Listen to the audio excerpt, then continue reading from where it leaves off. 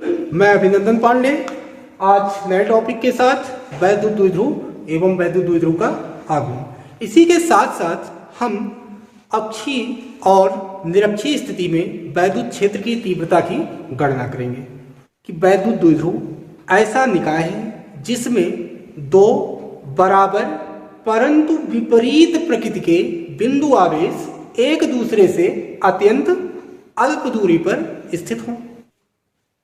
जैसे विगत कक्षाओं में हम बल आघूर्ण निकालते थे तो वहां क्या करते थे, दो बलों में से एक बल लेते थे और बल की क्रिया रेखा से लंबवत दूरी ले लेते थे, दोनों का आपस में गुणा कर देते थे। तो वही काम यहां करना है। आपको मानना है कि दो आवेश आपके पास है, एक माइनस क्यू और एक धन क्यू, जो एक दूसरे से बहुत पास रखे हैं, यानी कि इनके जो बीच की दूरी है वो आप 2L मान लीजिए। वैद्युत द्विध्रुव का आघूर्ण इसको आप स्मॉल p से इंडिकेट करोगे, ये बराबर क्या हो जाएगा।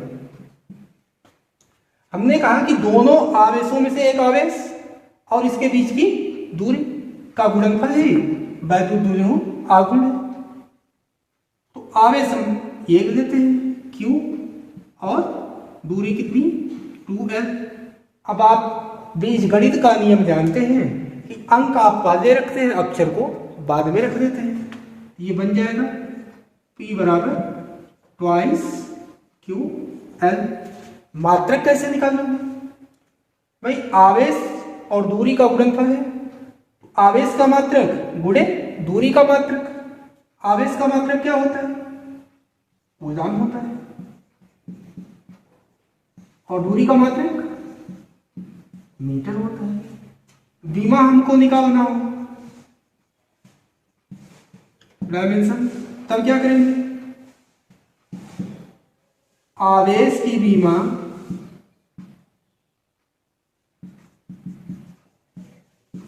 और गुणे लंबाई की विमा, यानी आवेश की विमा 80 और गुणे लंबाई की विमा L होती। MMT के फॉर्म में अगर आप रखो तो ये बन जाएगा LTA। एक चीज और, वैद्युत द्विध्रुव आघूर्ण के दो अन्य मात्रक भी होते हैं। हो सकता हो किसी एग्जाम में आपसे पूछते, आप जानते रहिए। एक डिवाई होता है जिसका मान 3.3 गुणे 10 की घात -30 कूलॉम मीटर। सेंटीमीटर इसको मत पढ़ना, ये कूलॉम मीटर। दूसरा इलेक्ट्रॉन नैनोमीटर,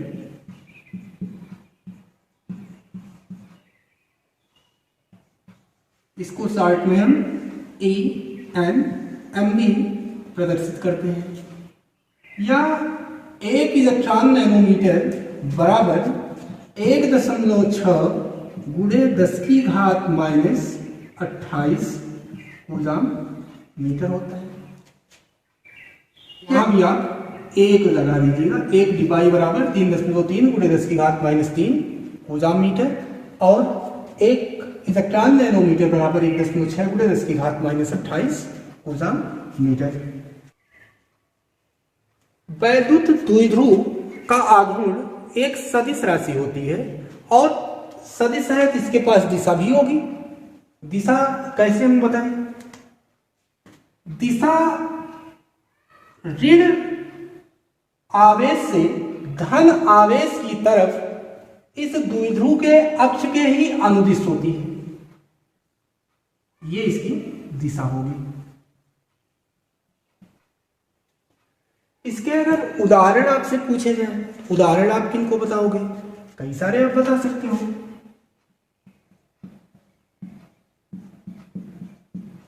जैसे HCl है, H2O है, NH3 है, HBr है, CH4 है। ऐसा देखा गया कि कुछ अणुओं के परमाणुओं में नाभिकों और इलेक्ट्रॉनों की व्यवस्था इस प्रकार होती है कि वे एक सिरे पर धन आवेश और दूसरे सिरे पर उतना ही ऋण आवेश को प्रदर्शित करते हैं। हालांकि अभी भी अणु है उस पर नेट आवेश शून्य ही होगा, लेकिन इस प्रकार के अणुओं को हम वैद्युत द्विध्रुव कहते हैं। अगर आप किसी परमाणु की बात करें तो परमाणु में नाभिक और इलेक्ट्रॉन के जो केंद्र हैं परस्पर संपाती होते हैं। इस कारण परमाणु वैद्युत द्विध्रुव का उदाहरण नहीं है। अगर आप परमाणु को किसी वैद्युत क्षेत्र में रख देते हो तब इसके धनावेश और ऋण आवेश के केंद्र एक दूसरे से परस्पर हट जाते हैं और यह अब एक वैद्युत द्विध्रुव की भांति व्यवहार करेगा।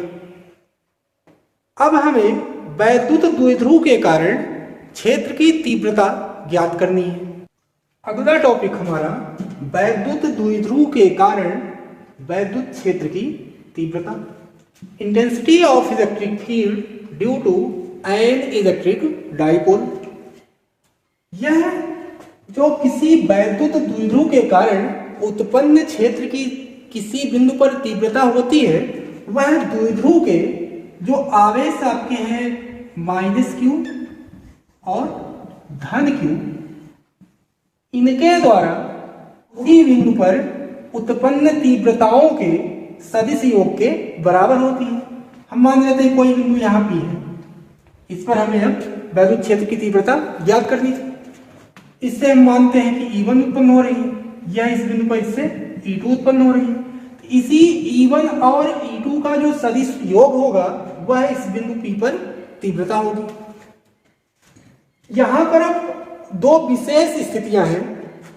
एक तो जब आपका वैद्युत द्विध्रुव अक्षीय स्थिति में हो और दूसरा निरक्षीय स्थिति में हो। प्रथम केस अक्षीय स्थिति में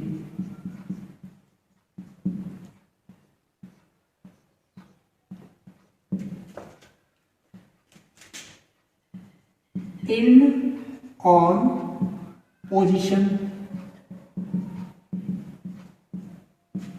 दूसरा पॉइंट निरक्षीय स्थिति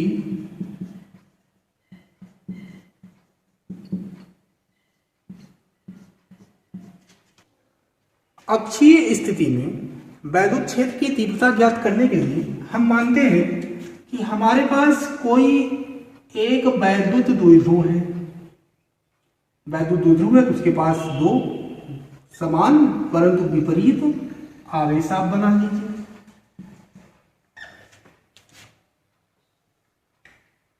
इस वैद्युत द्विध्रुव का मध्य बिंदु O मान लीजिए और इस वैद्युत द्विध्रुव का कुछ नाम दे दीजिए, A B कह दिया है। इसके मध्य बिंदु O से R मीटर दूर कोई बिंदु P है जिस पर कि हमें वैद्युत क्षेत्र की तीव्रता ज्ञात करनी है। ये दूरी हमने कितना माना है? R metre. एक चीज और ध्यान दीजिए आप कि जो इस धन Q आवेश के कारण तीव्रता होगी उसको अगर हम E1 कहें तो उसकी दिशा कैसे दिखाएंगे? धन Q, उसकी दिशा वही जितना जहां पर इसके वैद्युत क्षेत्र में कोई परीक्षण आवेश चलेगा। परीक्षण आवेश की प्रकृति हमें पता है धनात्मक होती है, तो धनात्मक प्रवृत्ति इसको क्या करेगा? प्रतिकर्षित करेगा।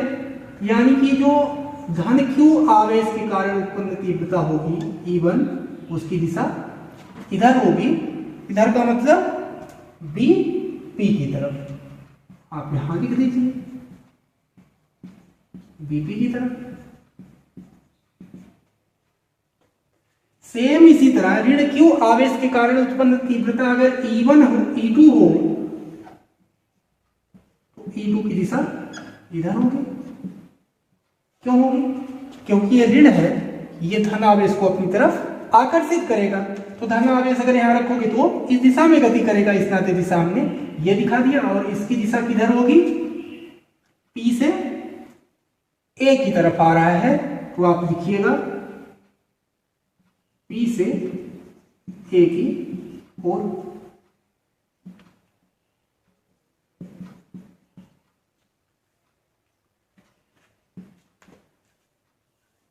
अब इस धन Q के कारण, इस धन Q से अगर हम बिंदु P की दूरी निकालें तो कितना होगा, ध्यान दीजिएगा। वैद्युत द्विध्रुव की बात की हो तो वैद्युत द्विध्रुव की जो टोटल लंबाई होती है वो कितनी होती है, ट्वाइस एल होती है। यानी कि अगर इसका यहां मध्य बिंदु है तो इतनी लंबाई कितनी हो गई, इसकी एल हो गई। भाई पूरी लंबाई 2 है तो मध्य बिंदु तक कितना यल हुआ, इधर भी यल हुआ। बिंदु बी से पी तक की दूरी, टोटल दूरी अगर आर थी तो इतनी दूरी तो घट जा रही है, ये दूरी आर माइनस एल हो जाएगी। इसी तरह अगर बिंदु ए से आप निकालो, यानी ऋण आवेश के कारण बिंदु ए से पी तक की दूरी अगर निकालो तो वो कितना हो जाएगी, ये आर प्लस एल हो जाएगी। यहां से इतनी दूरी आर है, इतनी दूरी तो और बढ़ रही है इसमें ना आर में, तो आर धन यल हो गई। अब बिंदु P पर जो परिणामी तीव्रता होगी वो E1 और E2 के सदिश योग के बराबर होगी। तो हमें E1 और E2 का मान निकालना है। हम कहें कि धन Q आवेश के कारण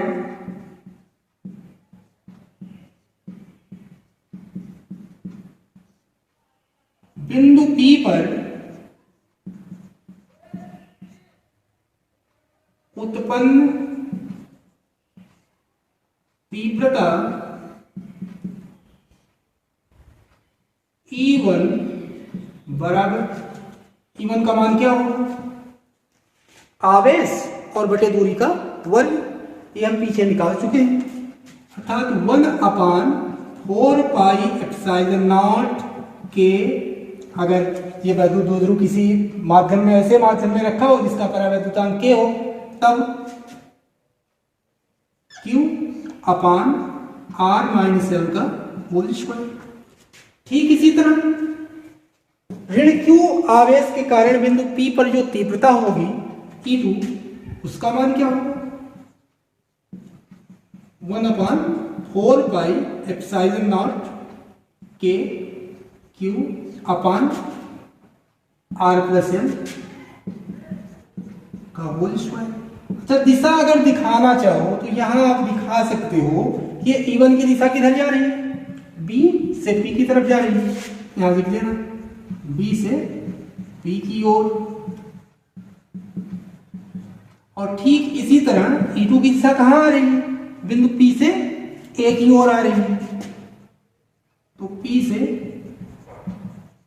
A की ओर। अब जो इस बिंदु पर बिंदु P पर परिणामी तीव्रता है वो इनके सदिश योग के बराबर होगी, हम पहले कह चुके हैं। E1 और E2 को जरा ध्यान दीजिए, ये एक ही रेखा के अनुदिश है लेकिन दिशा में विपरीत है। इस कारण जो बिंदु P पर परिणामी तीव्रता होगी वह E1 माइनस E2 के बराबर होगी और इसकी दिशा ऋण आवेश से धन आवेश की तरफ, यानी कि E की ही दिशा में होगी। अर्थात बिंदु P पर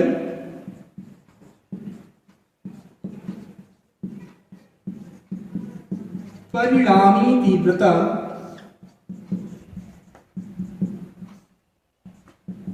E बराबर E1 माइनस E2। आप E1 और E2 के मान रखिए। E बराबर 1/4 पाई एप्सिलॉन नॉट के Q upon R minus L का whole square minus 1/4 pi epsilon naught Q upon R plus L का होल स्क्वायर। दोनों टर्म्स में से कुछ कॉमन आपको दिख रहा होगा। क्यों? 1/4πε0 k, इतने टर्म को कॉमन कर दीजिए। Q/4πε0 k कॉमन करने पर ब्रैकेट के अंदर 1/r-l का होल स्क्वायर और माइनस यहाँ 1/r+l का होल स्क्वायर। ब्रैकेट आप बंद कर दीजिए।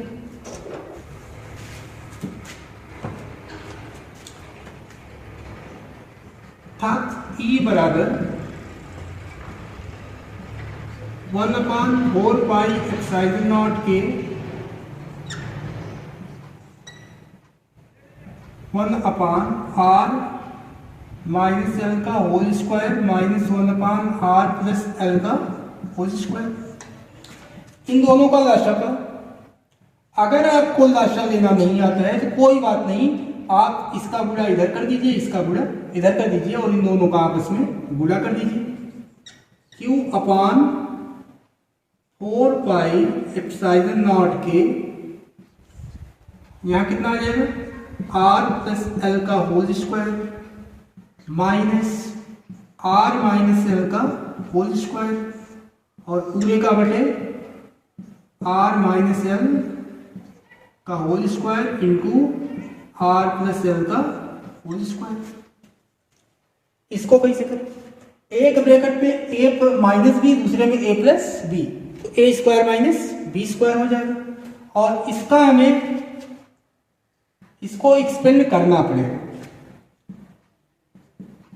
Q/4πε0 k कर दीजिए तो r² plus l² plus 2rl minus r² plus नहीं माइनस l का स्क्वायर और माइनस 2rl यानी माइनस को प्लस कर दिया तो प्लस 2rl और पूरे का बटे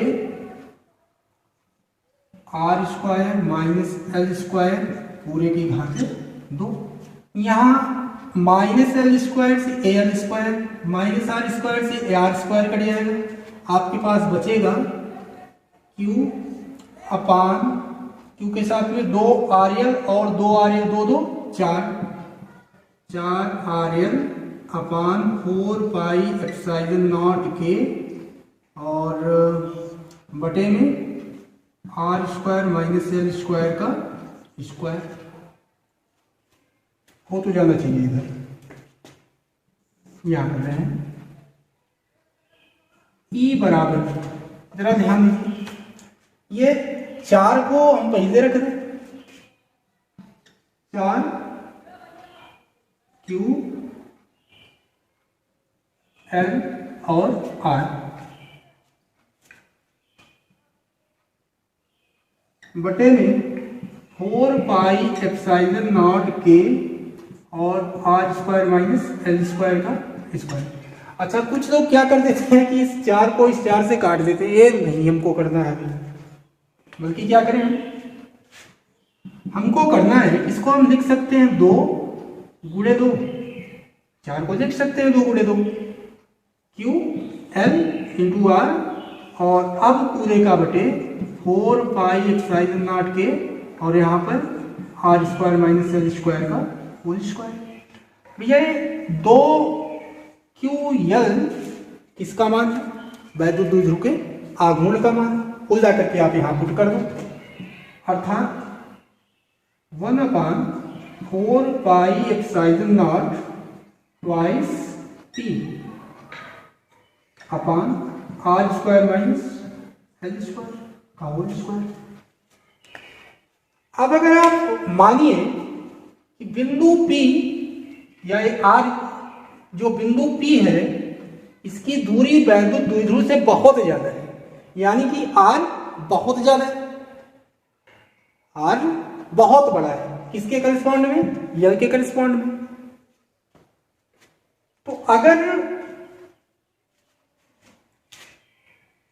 L छोटा है R से, तब L का स्क्वायर आर के स्क्वायर से बहुत छोटा होगा। जैसे 0.1 छोटी संख्या है 1 की तुलना में। अब अगर वर्ग करोगे तो 0.1 का वर्ग कितना हो जाएगा? 0.01 हो जाएगा, वो और छोटा हो गया। उसी तरह ये यल छोटा है, इसका अगर स्क्वायर है तो वो और छोटा हो जाएगा। तो आप क्या करोगे?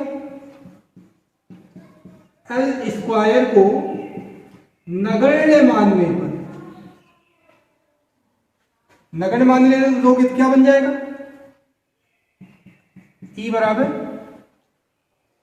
1/4 pi epsilon naught twice P, चाहे यहाँ आर भी था, इंटू आर अपान एल का स्क्वायर, इसको छोड़ना है यानी इसकी जगह 0 करना है, आर का स्क्वायर और इसकी घात 2 यानी आर की घातें 4। ये एक घात इसकी यहां से हटा देना, तो टोटल आपको मिलेगा ई बराबर 1/4 pi epsilon naught twice P upon R cube. तीव्रता का मात्रक न्यूटन पर कूलम। यहाँ के को मैंने छोड़ दिया है, निर्वात अथवा वायु के लिए के 1 हो जाता है, या लगाना चाहो तो भी लगाए ही रहो, और एक लाइन और बढ़ा करके निर्वात अथवा वायु के लिए जब करोगे तब इसके को आप हटा देना, यानी तो निर्वात या वायु में